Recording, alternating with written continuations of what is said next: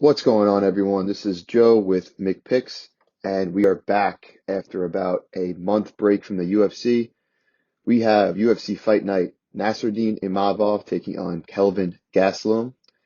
12 scheduled bouts as of right now taking place in the UFC Apex in Las Vegas. So overall, it's a decent card with some really good matchups, but the card as a whole took a bit of a hit when we lost Shavkat Rakhmonov versus Jeff Neal. It's not the best card in the world from a betting perspective, in my opinion, but I definitely have a few spots that I like, so let's dig right in. First matchup we have of the night is Sijara Eubanks taking on Priscilla Cachoeira. And as of right now, Priscilla Cachoeira is the underdog at plus 170, and Sijara Eubanks is the favorite at minus 200. So I actually like Eubanks here. She's definitely one of the better 500 fighters in the UFC. She has a 7-7 record, but just take a look at her record or who she's fought. It's definitely deceiving. Let's take a look here. Yeah, so just like coming from the beginning, she has a loss to Caitlin Chukagian, lost twice to Aspen Ladd, once to Betch Correa, which is not the best loss in the world. Ketlin Vieira and Panic Kianzad. And most recently, she got finished by Melissa Gatto, which is the first time she's ever been finished. But she has some pretty solid wins. She beat Lauren Murphy early on, 2018. Roxanne Modafferi she beat. Julia Avila, which is a good win, she beat. And she dominated Elise Reed.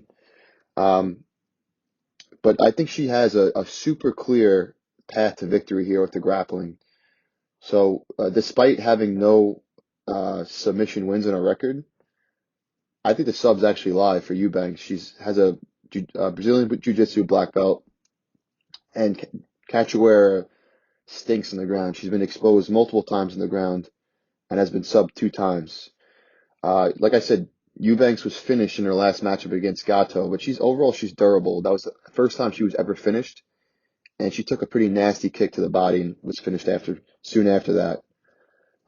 She is older. I think she's 37 years old, so that's a concern. And she does have a history of slowing down in fights. So that's another concern. But those are really only the two concerns I have. I think that she just needs one takedown to secure a round. And like I said, I think the submission is a really live play here. Cachoeira, on the other hand, everyone knows how she fights.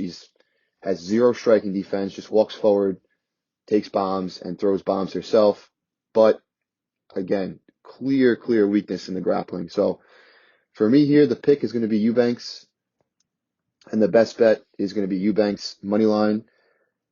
Actually, I'm looking to bet it, but at minus 200, I think it's about where it should be, or maybe even a little bit wide. I have a feeling some money is going to come in and catch a wear, so I'm going to wait, and I'm also going to see what that submission prop for Eubanks comes out at. Okay, next fight, Charles Johnson taking on Jimmy Flick, and this one kind of weird line movement. It opened up at Charles Johnson as a minus 134 favorite. He's currently sitting at minus 371, so got completely steamed right at the opener. And it's a little weird recently based off some of the shenanigans that went on in the UFC betting with the whole thing with Derek Minner. So people are asking a lot of questions based on that line movement. But I like Johnson here. I think that he's the rightful favorite. He's got really good cardio, good output. He's extremely durable, and he just doesn't settle. We saw in his debut against Mokaev, even though he got beaten that fight 30-27, he just didn't settle. He was always working to get back to his feet, and Mokaev is a really good prospect. Flick, on the other hand, is a killer be killed fighter, and in this matchup, I believe at some point he's going to get killed. Flick has a 88% finish rate, all by submission, but he's been finished in 4 of his 5 losses, 4 of them by KO. So I like Johnson inside the distance or Johnson KO here. I think that if Johnson can survive guys like Mokaev, which I just spoke about, and also Brandon Royval, who's a finisher in the division, I just don't see him getting finished by Flick. And also there's a big question mark around Flick. He's essentially coming out of retirement. So, you never like to see that. So for me here, the pick's going to be Johnson. The line's wide, but I like him to win. But the best bet actually is going to be Johnson inside the distance. Okay, next up we have Isaac Dolgarian taking on Dan Argueta.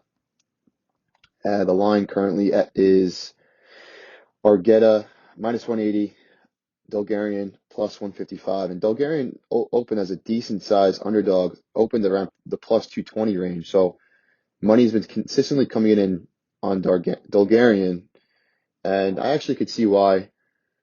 He looks good as a prospect. He doesn't have a lot of experience. I believe he's only 5-0. But the pick for me is going to be Argueta. You know, um, like I said, Dolgarian looks like a beast with he has a 100% finish rate, but there's just too many question marks. He's inexperienced against a very low level of competition. Really not too much tape on him. The furthest we've seen him in his fights is at the 2 minute and 49-second mark into the first round.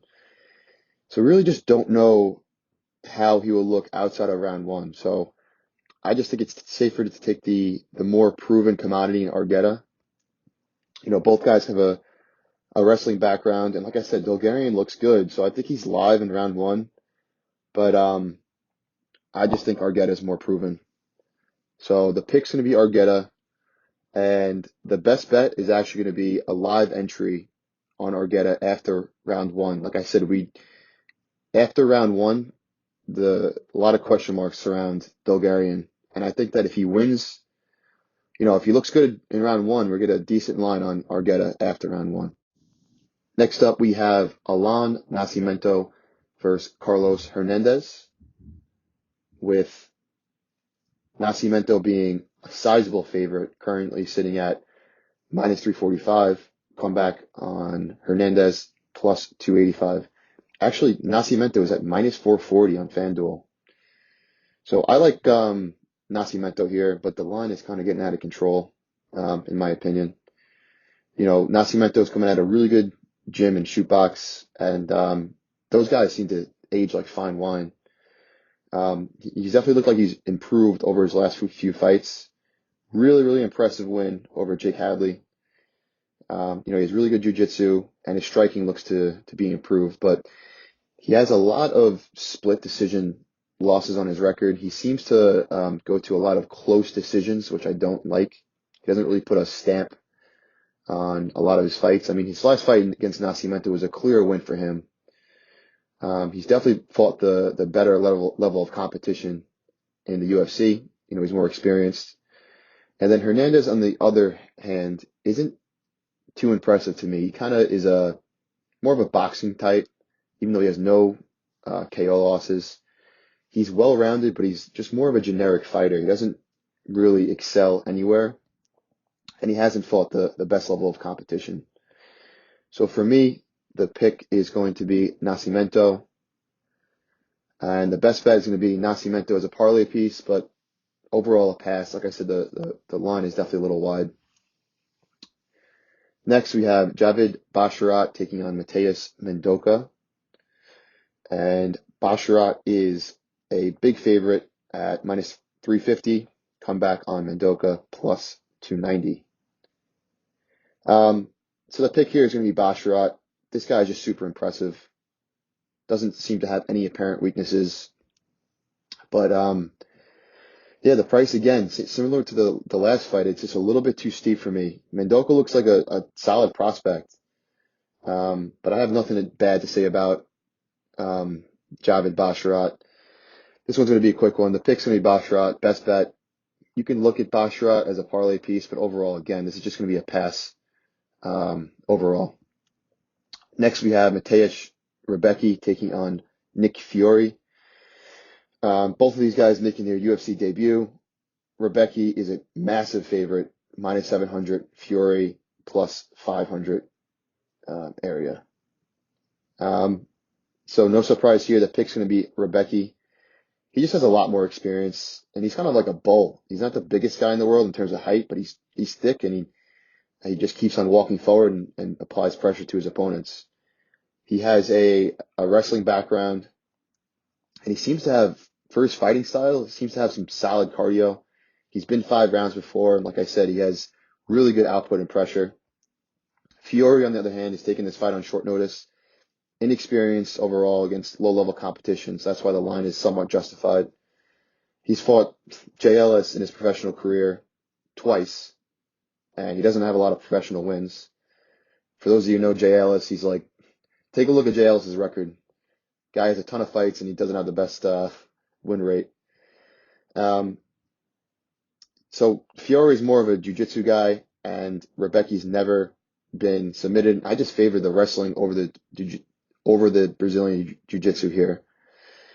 Fiore has never been outside of round one professional, and like I said, Rebecca has 5 round experience. So for me, the pick is going to be Rebecca, and the best bet's actually going to be Rebecca inside the distance. I'm not sure what the line is set at for that prop, but I think he finishes Fiore at some point, likely in round one, or I would say early round two. Next, we have Claudio Ribeiro taking on Abdul Razak Al Hassan. And let's take a look at the line here. This one is essentially a pick'em. Minus 110 on both sides on DraftKings. So this one's tough to choose a side, in my opinion. Both these guys are finishers. Really, really high finish rates. Let's take a look what they are at. Both, I think all the finishes are by knockout as well. Let's take a look here. So Claudio Ribeiro, 10 wins, 100% finish rate, all by knockout. He's never been finished. Actually, he's been submitted once, never been knocked out.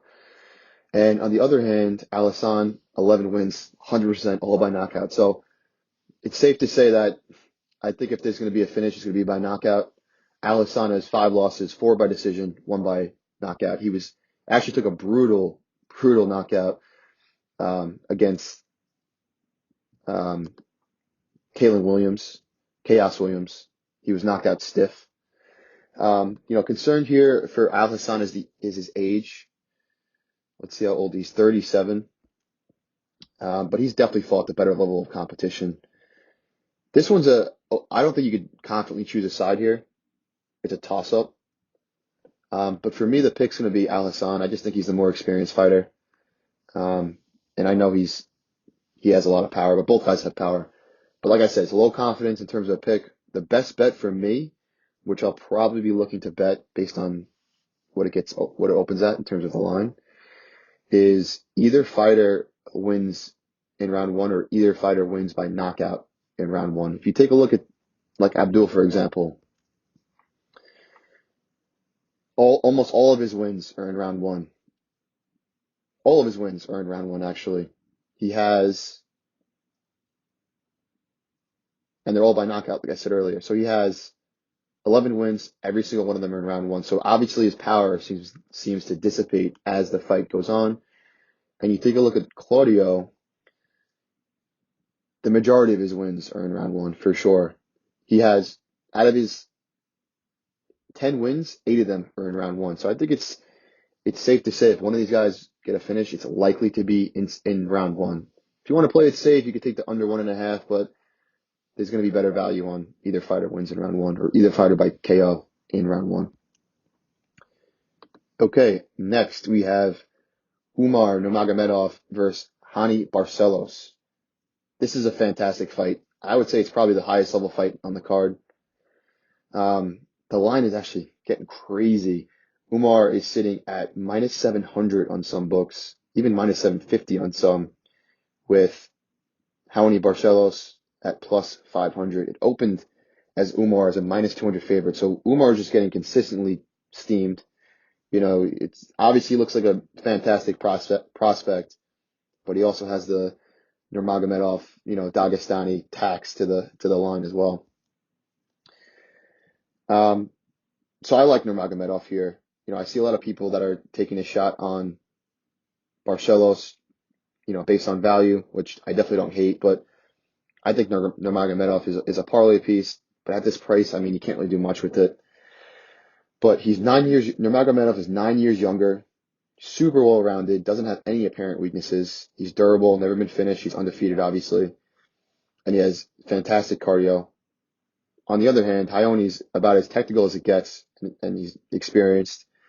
But he's not the most active fighter. He's getting up there in age, and we've seen him, get outworked in fights overall, and he seems to occasionally slow down into the third round. So I'm going to take Nurmagomedov here. No surprise based on the line. Best bet for me is going to be Nurmagomedov by decision. Not sure that's at. It's probably going to be around -140 or -150 or something like that, based on the line. Or if you think that Barcelos has a shot, either take a dog shot on him or take the over 2.5 as a maybe a parlay piece. Both these guys are super experienced and super defensively sound. I just don't see either of them finishing one another. Okay, next we have Ketlin Vieira taking on Raquel Pennington. And this line's a pick'em, essentially. Vieira got a little bit of love recently. -115, Vieira -105 for Raquel. And I think this line is about right. Overall, it's going to be a pass for me in terms of betting aside. Just low conviction, low confidence overall. I'm going to favor Vieira because I believe she's a better grappler and is more likely to get takedowns and top control. But we've seen Vieira outworked and controlled in the clinch, like in the home fight, which I thought she lost, even though she got the nod, and the Kuniskaya fight. And we've seen Pennington is strong overall and really, really good and tight, like with her dirty boxing and in the clinch. So I could see a world where, Pennington just holds her against the cage and just racks up control time. So overall, this is going to be a pass. If I had to choose a side, it's going to be the Vieira side because I think, like I said, I favor her grappling. So best bet is going to be Vieira money line or even take Vieira by decision. Raquel is super, super tough. Okay, next we have Punahele Soriano taking on Roman Kopylov. And Soriano is the favorite, currently sitting at -155.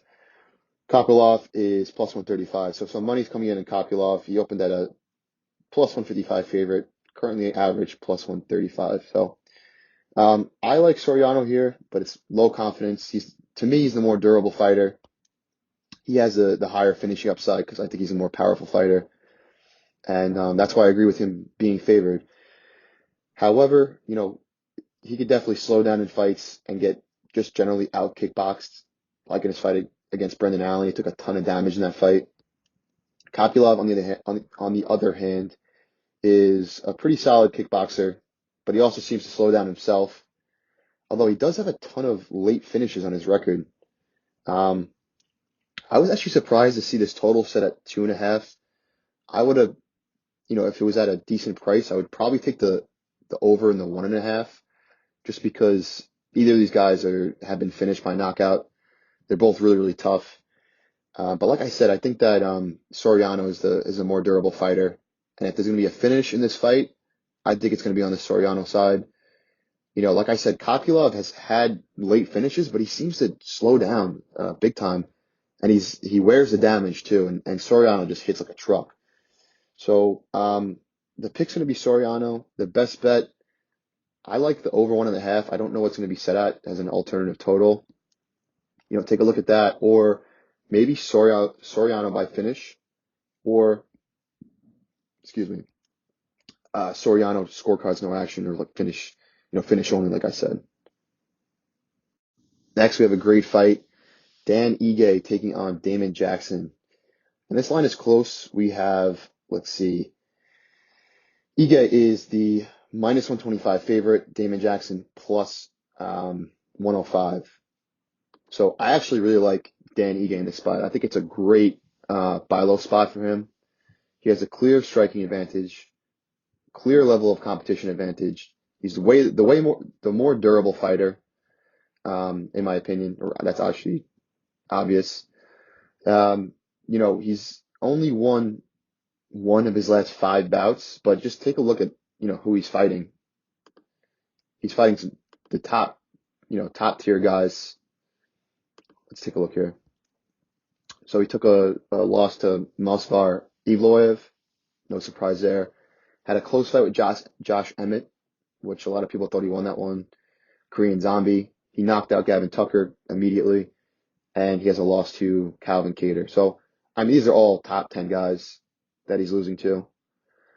So I like Ige here. I think Jackson's going to look to implement his wrestling and jiu-jitsu, but Ige is no slouch in this area, and he really doesn't settle on the ground.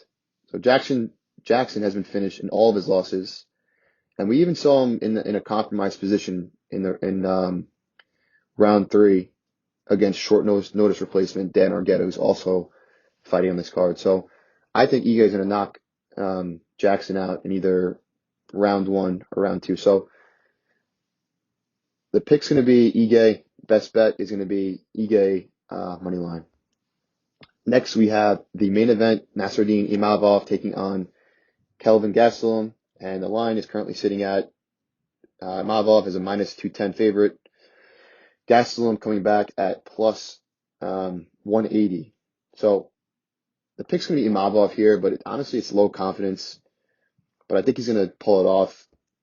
He's the bigger, younger fighter, and he's the one on an upward trajectory, where Kelvin Gastelum, he's on a downward trajectory. So Imavov is just very well rounded. But if you take a look at Gastelum, he has a clear experience advantage. I feel like he's been around forever, but he's only 31 years old. So Gastelum is definitely the more proven commodity. He's been 5 rounds, and he's been in those championship rounds multiple times. And we even saw Imavov slow down big time in the 3rd round against Buckley in his previous fight. But Gastelum, he has one win in his previous 6 bouts, again against better level competition. So I actually think that Gastelum's really going to bring in this fight and apply some pressure. But in my opinion, I think a sneaky look here is Imavov by sub. Take a look at UFC stats. He attempts 2.4 subs per fight. He's the way taller fighter, and he has some sneaky front chokes in standing. So the pick is going to be Imavov, and the best bet is going to be Imavov by submission. Or I actually think a pretty decent look, based on how the fight plays out, is going to be Gastelum. Taking a look at Gastelum live. So, okay, that does it. Please give the video a like and subscribe to the channel, and good luck on all your bets.